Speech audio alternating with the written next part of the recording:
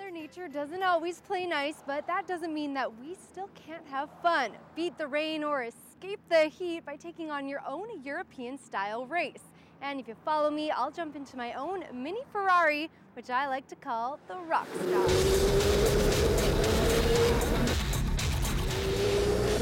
The indoor racing facility is not your average amusement park. High-performance cars and challenging track make speeders the real deal. Signing my life away. After a quick and thorough safety briefing, it's time to hit the track. As a beginner racer, it's not as easy as these guys make it look. This is hard! We're so high already. Just a little bit higher. A 25-minute plane ride later, and my head out the door, there's no turning back. It's a feeling that can't be described unless you've taken that leap. We're falling so fast, yet everything feels really still. The earth is miles below us, and all I can see is blue sky. I'm flying. Adrenaline is pumping. It warms my body and my mind. I feel free, blissful and free. The scaredy cat on the ground is no longer afraid. This is why these guys do it, for this moment right here.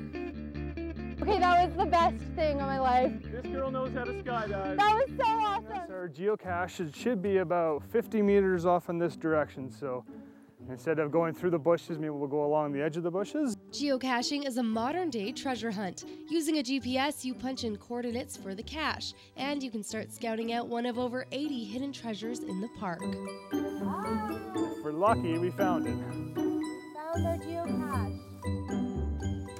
There you go. Okay, look here. Okay. It's a fun adventure. It's your treasure hunting because you never know what you're going to find. Sometimes it's really easy to find. It's a larger box. Sometimes it's tucked away and it's fairly hard. Sometimes it's quite small. So after bushwhacking your way through a fun treasure hunt and signing off on your success, why not relax on the park's largest body of water, Islet Lake? Fort Assiniboine plays a very important role in Alberta's history. There's historical record of it dating back to the 1700s. So while you're staying at Woodlands RV Park and River Marina, be sure to check out the town. There's lots to see and do. Besides, it's even home to the world's largest wagon wheel and pick. For Big Summer, I'm Rachel Acton. The Medicine Hat Tigers goaltender Tyler Bunz was drafted by the Oilers organization in 2010. A local product from St. Albert, the Tender is excited to be back training on Edmonton soil. It's been a lot of fun. They're a top-notch organization. They treat their players well, with high class, and anytime you come to an organization like that, it just makes life a lot easier. You may have noticed that there seems to be a lot of pesky mosquitoes biting us lately, and there is good reason for that. And here to tell me why is Doug Wadlow from Orkin Pest Control. Now, Doug, why are there so many mosquitoes, especially this time of year? Well, right now what's happening is that with the way that the weather's been, with so much moisture that we've had. Canadians from all walks of life have been celebrating our country's multiculturalism with the kickoff of National Aboriginal Day on June 21st. Our community came together this weekend to discover the First Nations culture and participate in this annual celebration. Métis, Inuit, and First Nations culture is kept alive by its youngest generation. Dancing to the tune of their oldest ancestors, Aboriginal traditions flourish in a beautiful display of colors and sounds. These camps will be running all summer long, and for registration, dates, and detailed camp information, head online to nate.ca. Rachel Acton, Shaw TV, Capital Region.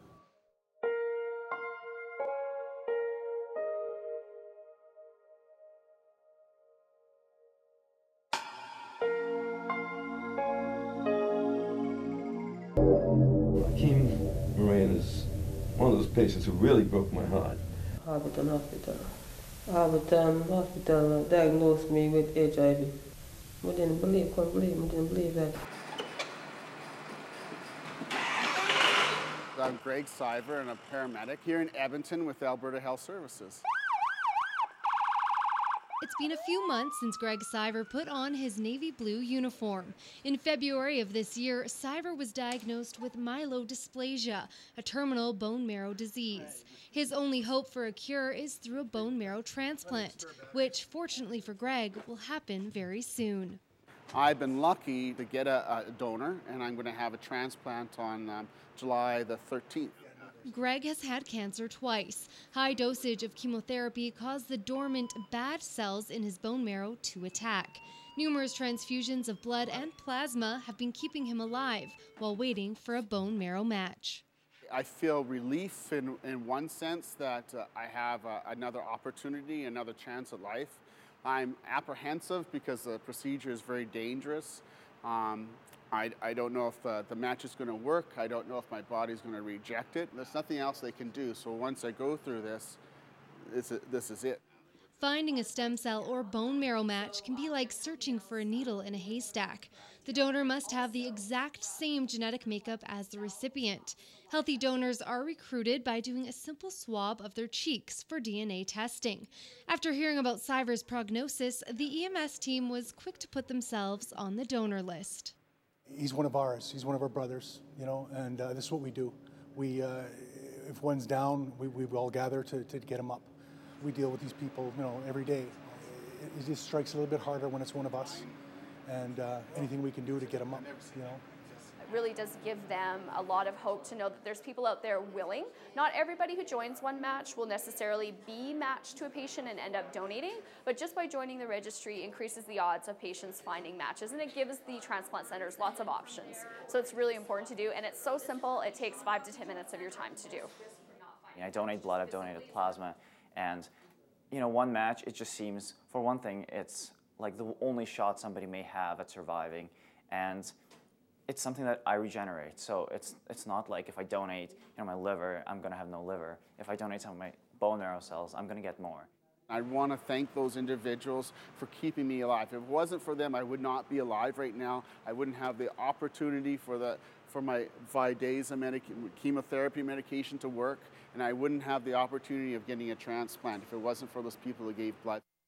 There is an ongoing need for stem cell, blood, and plasma donors. Canadian Blood Services urges donors to give blood every 56 days. To donate, call 1-888-2DONATE. Registration for One Match can be done online at onematch.ca.